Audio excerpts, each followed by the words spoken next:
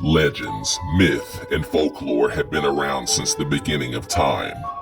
Tales of demons, lost souls, curses, psychopaths, and much more fill planet Earth's long past. Here in the United States of America, terrifying and unexplainable stories within small towns and communities have passed through the generations by word of mouth.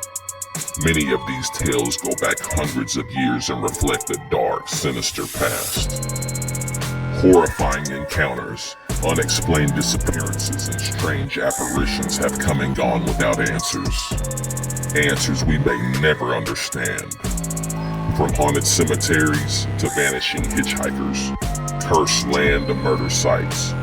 Come along with us carefully as we travel and venture into the legends of the locals.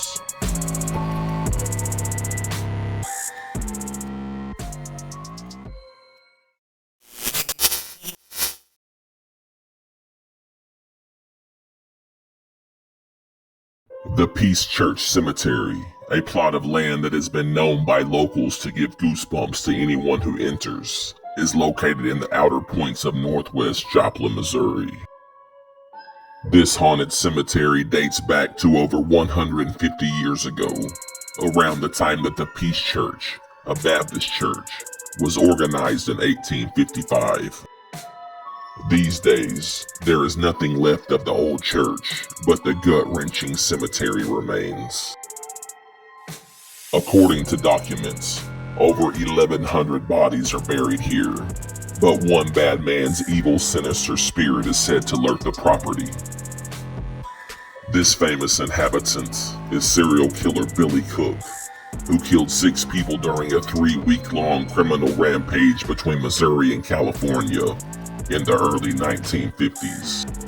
The 21-year-old Joplin native Cook began the 22-day killing spree that crossed half a dozen states and claimed the lives of 6 victims, including 3 children.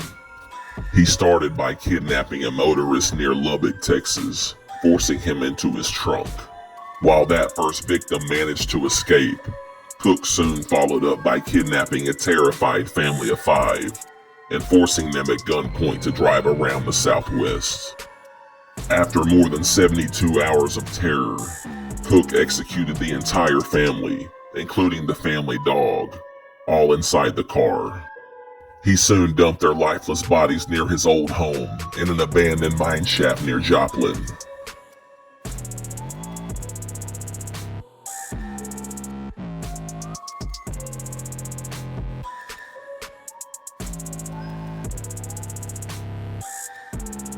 A nationwide manhunt commenced, but not before Cook added a deputy sheriff in California to his body count.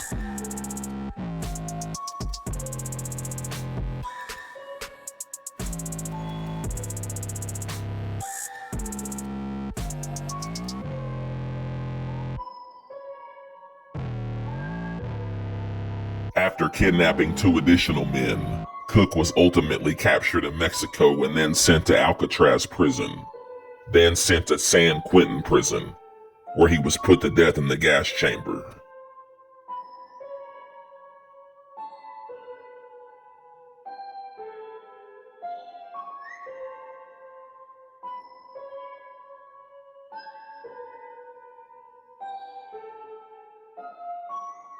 His body was then returned to Missouri, and Cook was then given a private burial during late hours of the night here at Peace Church Cemetery.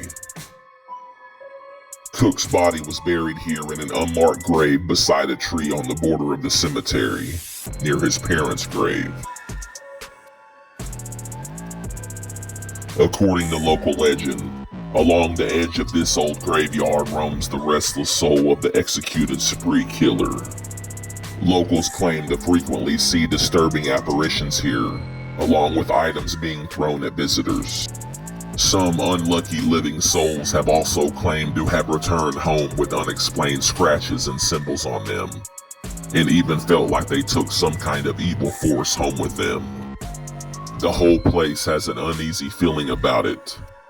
Witnesses have reported camera batteries dying, flashlights not staying lit, flickering and going out. Locals also tell of hearing faint, disturbing laughter and playing sounds of young children. One man in college who killed 3 classmates years ago claimed to have been overpowered and taken over by the spirit of Billy Cook. The events of Billy's murder spree also inspired the second verse written by Jim Morrison of the Doors' song, Riders on the Storm. The lyrics were written and brought to rehearsal by Morrison, of which a portion of it refers to Billy Cook. The song was the last ever recorded by the Doors before Morrison tragically died. Billy Cook's rampage is also the subject of the film called The Hitcher, which came out in 1986. The violent film revolves around a murderous hitchhiker who stalks a young motorist across the highways of West Texas.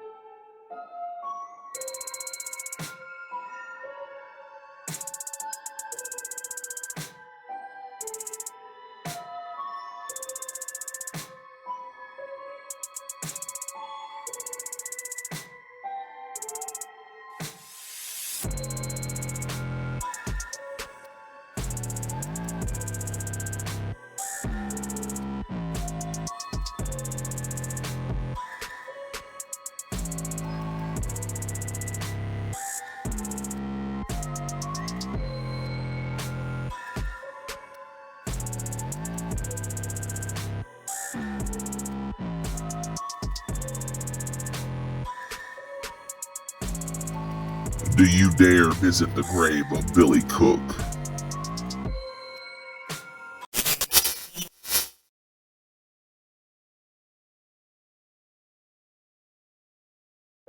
The North Little Rock High School Tower, the source of a genuinely bone-chilling tale of ghost lore, is located at the highest point of North Little Rock High School on Main Street in North Little Rock, Arkansas. The high school itself, previously known as Old Main, was built in 1928, opened in 1929, and has numerous locations on site where paranormal activity has been witnessed, whether seen or heard. The tower, one of the structure's highlights, previously housed original home ec classes. The middle floor housed a kitchen, a bedroom, and a bathroom.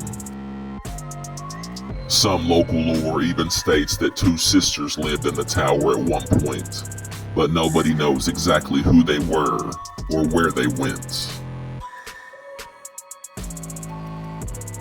For many years the tower has sat empty, but many others say that it has been inhabited by something and filled with the paranormal.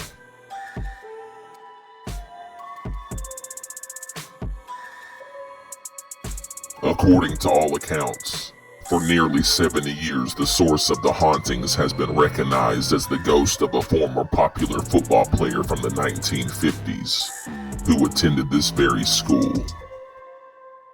The young man, whose exact name is unknown, tragically died in a car accident on homecoming night. Since that day long ago, his spirit has been seen by staff and students on many occasions, wandering the halls of the school.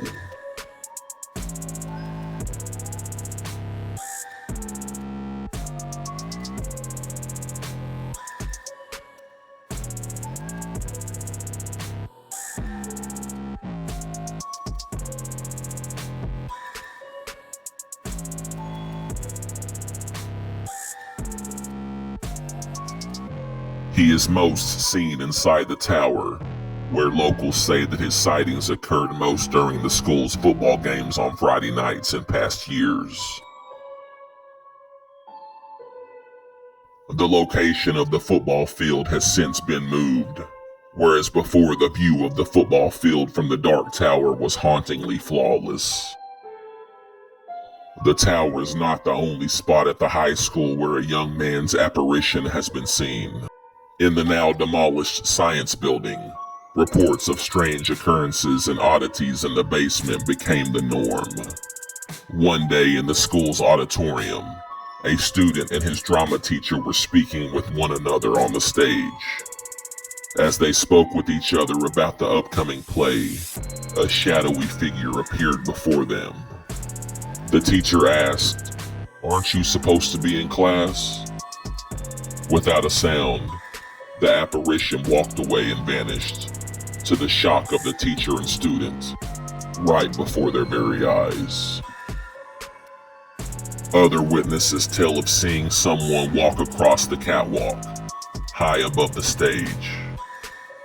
According to local legend, since the 1950s, many have seen an eerie red glow coming from the tower, and say that the student's spirit is somehow longing to be set free.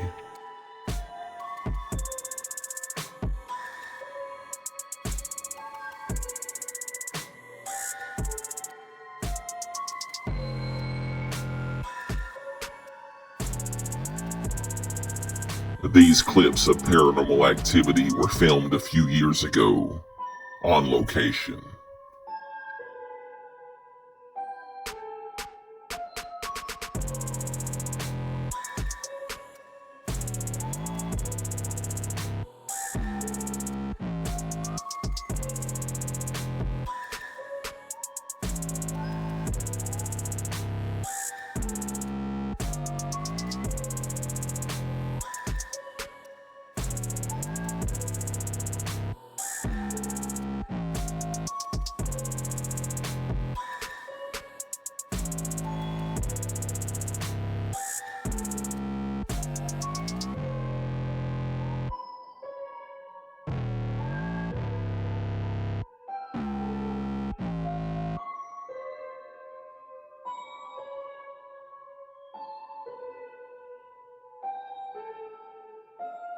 Some older North Little Rock locals consider Old Main and its legendary tower to be one of the most haunted locations in the state of Arkansas.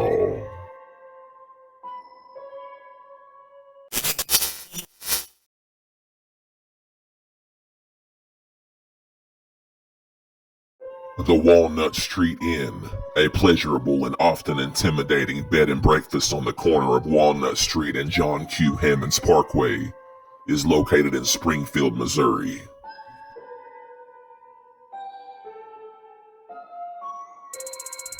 Scary stories of the inn's spirits are believed to be true by most of the staff at the inn, and many of the guests who have stayed here have always felt the strange atmosphere of the dwelling.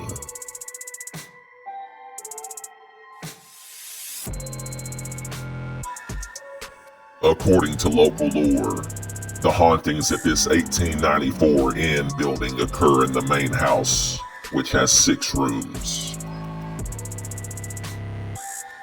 The Rosen Room is haunted by the ghost of an elderly woman who has been spotted many times there, and in the hallways. And the other rooms are no stranger to paranormal activity either.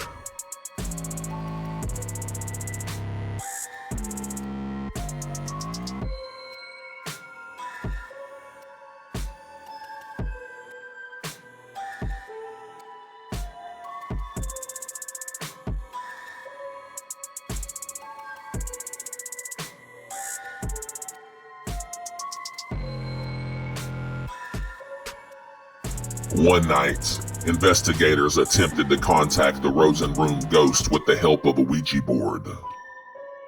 They soon found out that she was a guest of the inn who passed away in her 70s, years ago. Many locals believe she watches over guests while they sleep. Most times, the apparition tells the guests they are in her room before she disappears completely. One guest claims the woman pulled the blanket off of her in the middle of the night and sat down next to her on the bed. Still others tell of more strange occurrences in the inn, including doors that mysteriously close, footsteps when no one is there, and lights that turn on by themselves in empty rooms.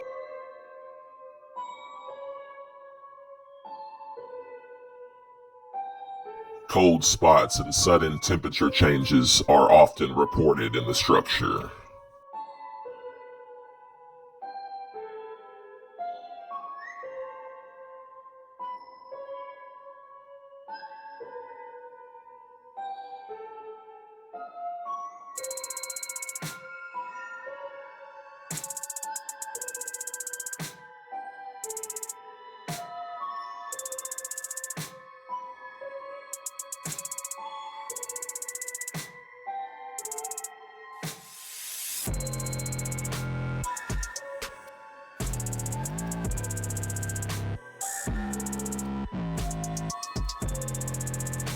If you visit this inn, even if you believe in the paranormal or not, you might just become one of the lucky guests who comes face to face with the visitor from beyond.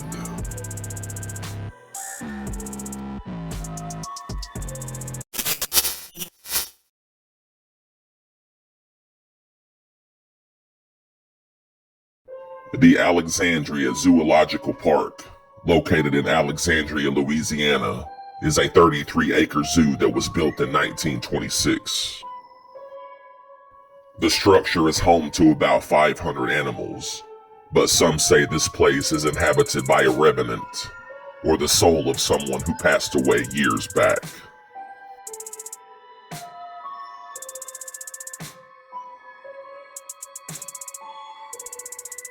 Much of the credit for the current quality of the zoo has been given to a man named Robert Leslie Witt, who served as director for 34 years. Witt was hired in 1974, where he remained until his death in 2008. According to local legend, this location is haunted by the forever lingering specter of Witt himself, whose phantom image has been seen, to the alarm of many unlucky witnesses.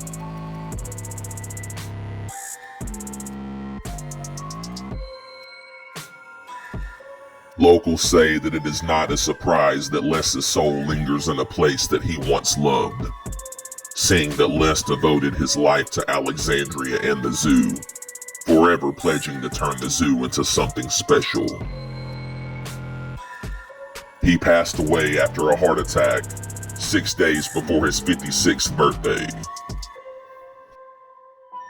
But many locals say that Les still has unfinished business in the zoo.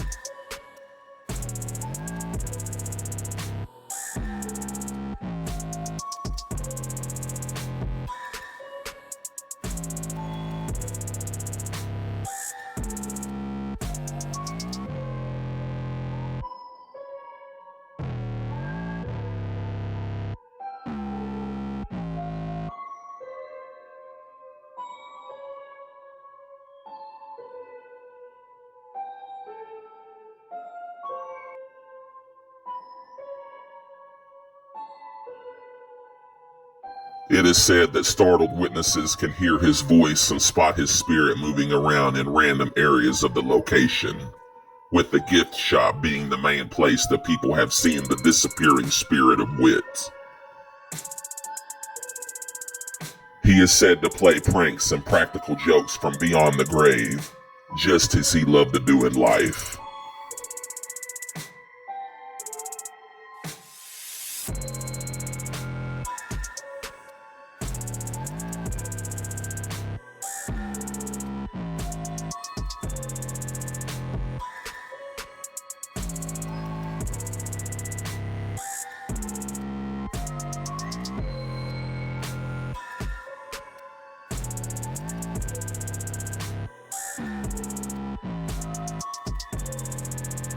Paranormal investigators have visited this location on many occasions, each time proving that the site is creepily one for the books.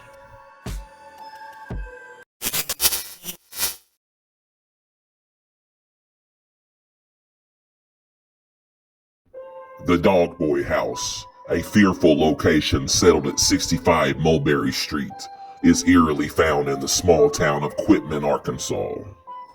According to local legend, this site is haunted by a host of restless souls, but the most menacing apparition of all these is the horrifying DOGBOY, a man who once lived in this house since his crooked childhood. Locals say the Garrett family originally erected this structure, one of Quitman's finer homes, in 1890. In more recent years, the Garrett house has become notorious for its connection to a different family, and has become known as the Bettis house, or as many call it, the DOGBOY house. Floyd and Aileen Bettis moved into the large house in the early 1950s. The couple, childless for many years, had their only child, a son, Gerald Floyd Bettis, in 1954. From early on, it is reported that those who knew of Gerald witnessed the trouble rising. His parents were good people, but Gerald was known locally to be vicious and cruel. He would catch stray animals and torture them. "We could hear them howl," said one local schoolmate. By the time he was an adult, locals say Bettis towered over his elderly parents at 6'4" and weighed close to 300 pounds. It was also regularly reported that he beat up his father, and even threw him out of an upstairs window one time during his teen years also. His father, Floyd Bettis, died in 1981 after a strange illness at the home. Others say he was pushed down the staircase and died of a broken neck. According to local legend, it is said that if you had ever looked into Gerald's eyes, they seemed to glow. Some say the glow was as evil as the depths of hell. Anyone who had contact with Gerald knew something was off. Not long after, Aileen Bettis was placed in adult protective services and removed from the home permanently. Shortly after, authorities retrieved a warrant and arrested him based on his mother's testimony of her abuse for years. Bettis was put in prison in the late 1980s and died of a drug overdose.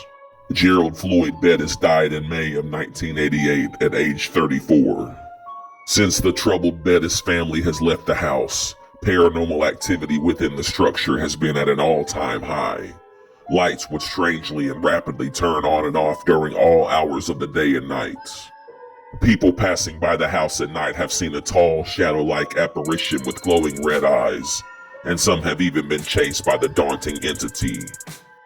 This particular entity is said to be the DOGBOY himself, Gerald Bettis. He appears as a huge phantom with long brown hair, creepy eyes, and great big arms and hands. But the DOGBOY is not the only spirit said to be lingering here. Sightings of a World War I soldier, complete with the helmet, has been seen in the living room numerous times. Chills are felt that will make one's hair stand on end. Animals have been known to stay outside of the house while visiting the property.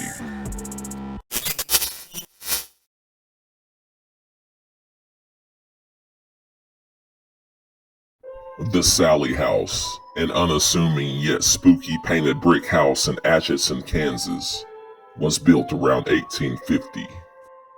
Although this normal-looking location seems very hospitable, for many years it has been known for being extremely haunted, and with scary stories to match. The 504 North 2nd Street location was originally home to Dr. Charles Finney and his family. Finney practiced medicine from the house, using the bottom floor for surgery and examination, and a bedroom as an office. The Finney family lived upstairs during this time. According to local legend, the SALLIE house is reported to be haunted by the ghost of a young girl who died in this house, in a moment of an honest and unbearable mistake. The young child, named Sallie, was brought to Dr. Finney's house by her mother for severe abdominal pain. He self-diagnosed and came to the conclusion that she had appendicitis. He immediately began emergency surgery, as he believed that Sallie's appendix was about to rupture.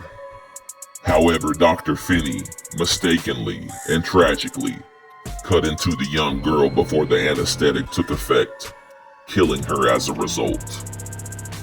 The following moments of painful agony and the dark moments that her mother witnessed are said to have cursed this location.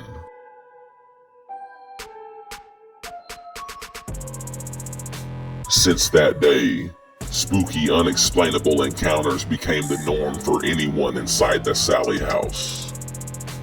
Oddly, Charles Finney's own daughter soon told her parents that she had a new imaginary friend named Sallie, to the shock and amazement of others.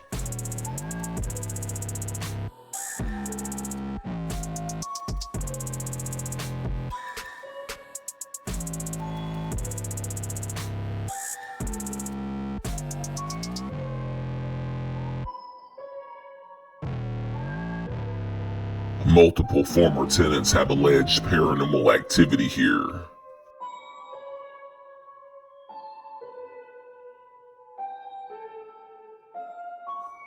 It has been especially reported by male residents and visitors, some of whom have claimed to have been scratched until they bled, which has led to Sallie being dubbed the man-hating ghost.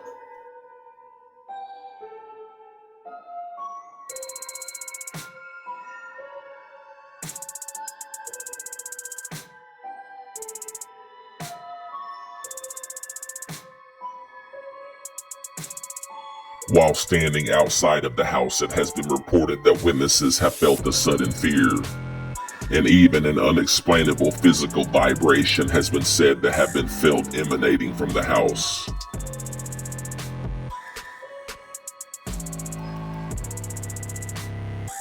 Some of the strange things experienced here include pictures turned upside down on the walls, candles that melt oddly, physical attacks, sightings of dark apparitions, and much more.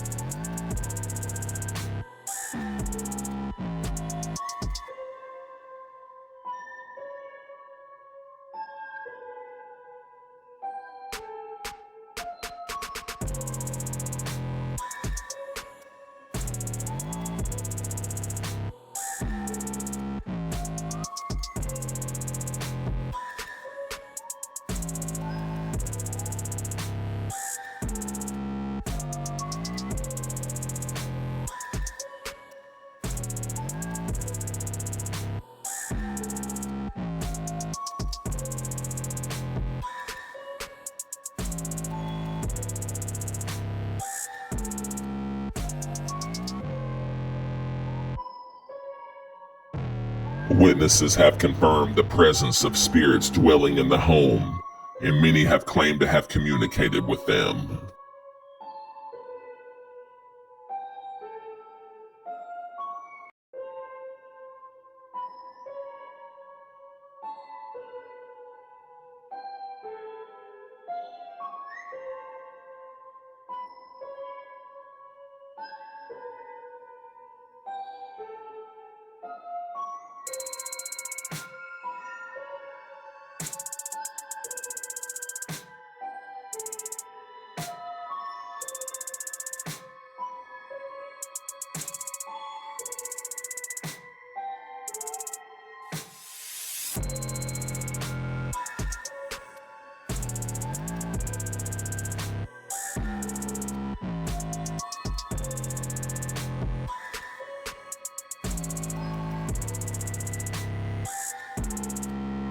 For many years, skeptics have left the Sallie house as believers.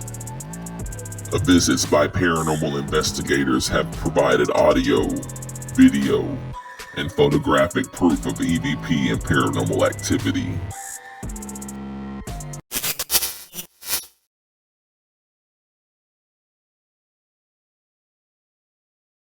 GOATMAN'S Bridge, also known as the Old Alton Bridge, located in Denton, Texas, is a historic iron truss bridge with an abnormally dark past. The bridge previously connected the Texas cities of Denton and Copper Canyon. Built in 1884, it originally carried horses and later automobiles over Hickory Creek at a location that once was popular for crossing cattle.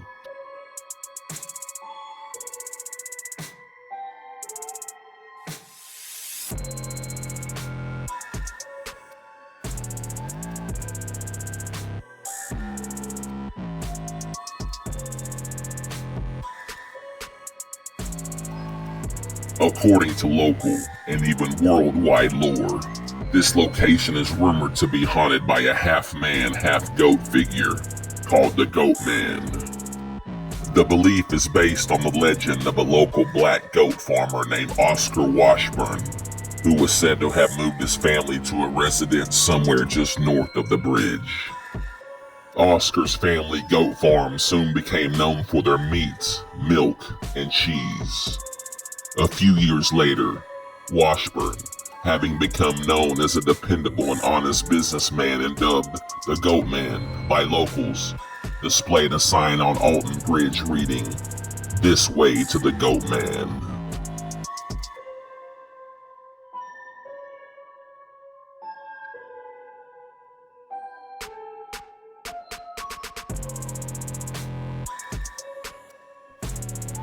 But the success of an African American was still unwelcomed by many, and in August of 1838, members of the local KKK and local government crossed the bridge and violently kidnapped Washburn from his family. They hung a long noose on Old Alton Bridge and secured it around his neck. Oscar's screams echoed through the forest, begging to be spared. But his cries for help were ignored as they tightened the rope around his neck before tossing him over the bridge into the darkness of the night. Minutes later, members of the lynching mob looked down to see if Oscar had died. To the alarm and disbelief of many that night, the noose was completely empty. In a panic, the guilty party returned to his home and slaughtered and murdered Oscar's wife and children. Remnants of their home on the river can still be seen today. Oscar's body has never been found, and many believe that the Goatman roams this area to this very day. This site has and had been known as a site where satanic practices occur, and as a result, some believe this is how a half-goat, half-man creature has been conjured up.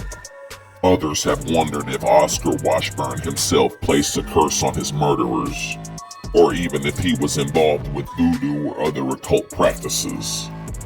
Locals warn that if you cross the bridge at night without headlights, as the Klansmen are said to have done, you will be met on the other side by the Goatman. Ghostly figures and strange lights are said to appear in the surrounding woods, as well as reports of visitors being touched, grabbed, and having rocks thrown at them. Since its beginnings, this disturbing bridge has had a reputation for having a problematic past that includes racial violence and many unknown violent events. Sadly, as recent as just 4 years ago, a body was found deceased below the bridge. The event still remains unsolved.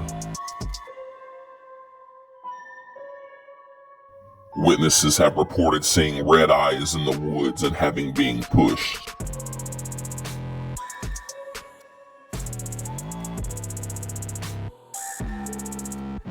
Creepy whispers in the ear have been heard on and around the bridge that instantly have made people feel unexplainable anxiety and nausea.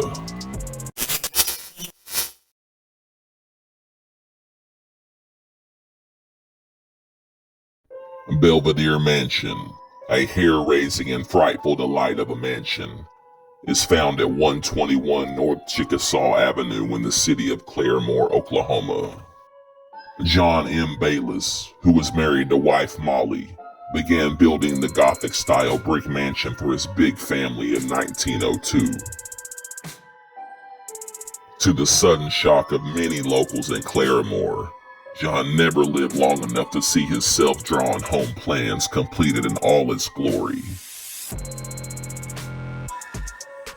5 years later, on June 2nd, 1907, just 6 months before his family's beautiful mansion was completed, Mr. Bayless died of complications from appendicitis surgery.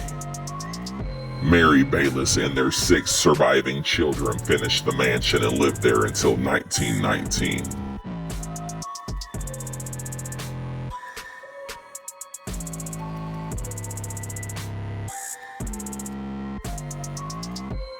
Soon the Bayless house was converted into a hospital in late 1919. The mansion became known as the Cinnabar Hospital for treatments of skin and diseases of blood. During this time, many people passed away at this location. Then, in the 1920s, the former Bayless home was converted into local apartments. According to local lore, John Bayless and his family are said to still call this place home.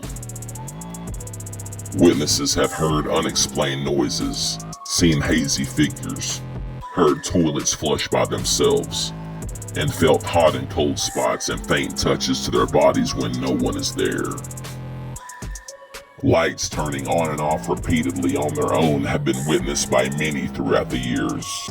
On several occasions, paranormal groups have investigated the old mansion, seemingly finding the most paranormal activity in EVP on the 2nd floor.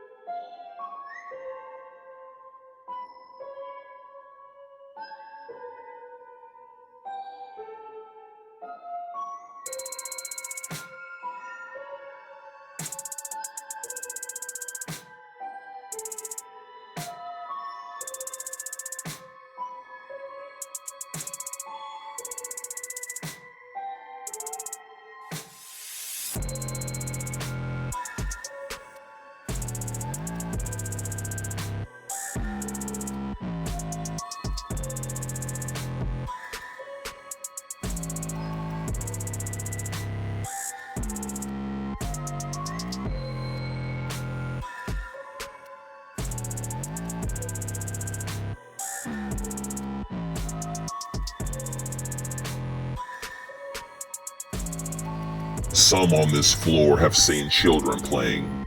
Others as well have had the alarming displeasure of meeting a distressed and screaming John Bayless, while still others report interacting with a troubled young woman who allegedly committed suicide when she lived in the building as a tenant in the 1940s.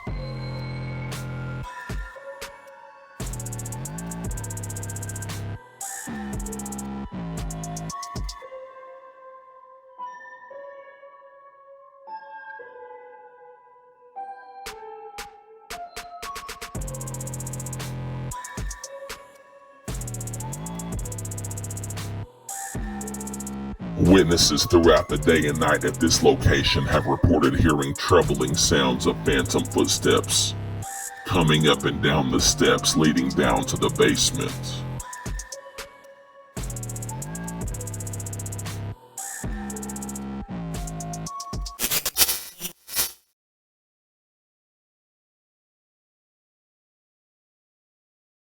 The Monroe County Courthouse, a historic location that has a ghastly uniqueness, is located at Courthouse Square in Clarendon, Arkansas, the county seat of Monroe County, Arkansas. The large brick building with a 7 stories high clock tower was built in 1911 and stands on the same site as the previous 4 courthouses stood, including one that the Union armies disassembled during the Civil War and another that burned down on New Year's Day in 1895. According to local legend, the courthouse is rumored to be haunted by a woman named Mabel and her husband John Orr, who were a husband and wife comedy and opera performing duo long ago. Reports state that husband John was a drinker, had a bad temper, and often would beat Mabel quite badly. This behavior was seen by the couple's servants often.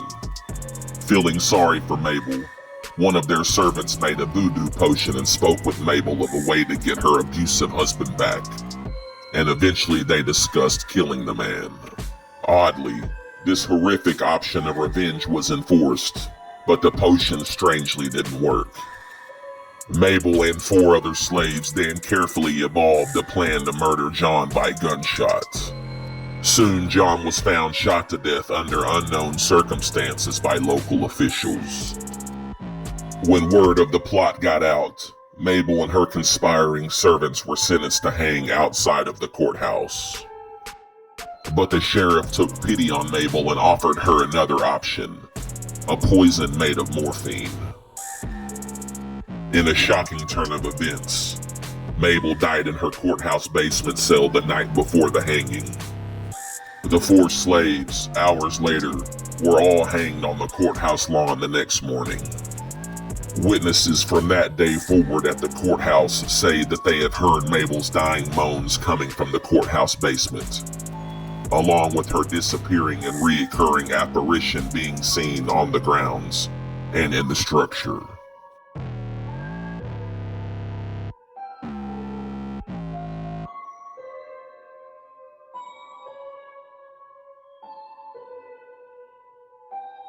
Locals for the last 100 years have also told of strange lights that are said to appear near the levee on the river, where the bodies of the slaves were carried for burial after their execution.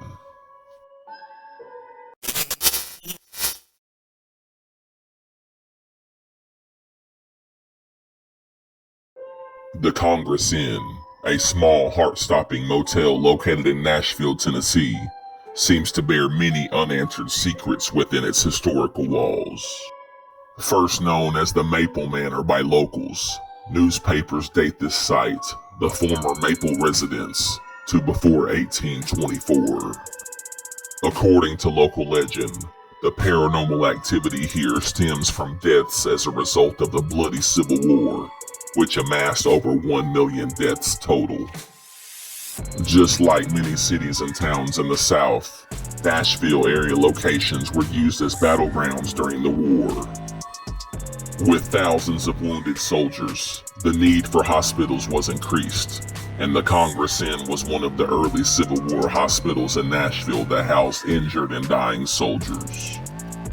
With the overwhelming cases of severely wounded and sick soldiers increasing at the inn, with not much help added, the caretakers daily lost patients who couldn't be saved. The war raged on, bodies piled up, and legend says that as the hospital ran out of room to dispose of the corpses, it resorted to secretly cementing them into the basement walls. Bones upon bones hidden deep inside the Congress Inn walls. In 1987, a guest awoke from sleeping on his stomach to find that someone was sitting on his backside. Each time the man attempted to break free and move, he was unable to turn over. After asking around, he learned that the inn had been used as a Civil War hospital, and it is said that the death toll was so high that the dead were cemented into the walls of the basement. Locals say that the information from past owners on the history of the hotel after the war is scarce, as if the past holds secrets no one dares to speak of. Or does the past here want to be discovered? Even without knowing much, you will find years worth of staff and previous guests who all agree that something lurked within the Congress Inn that supports all the lore and rumors. For many years, sightings of uniformed soldiers lingering in the hall, to the sound of gunshots and cannons echoing through the walls. Before closing not long ago, plenty of people who would come in town and visit the former Congress Inn in years past would go home expecting nothing short of a real haunt and their own personal stories to tell. The property has since been bought by new owners and has plans for renovation and opening again, although not as a motel. In years past, reports of an old blood well used in occult practices is said to have been seen in the basement.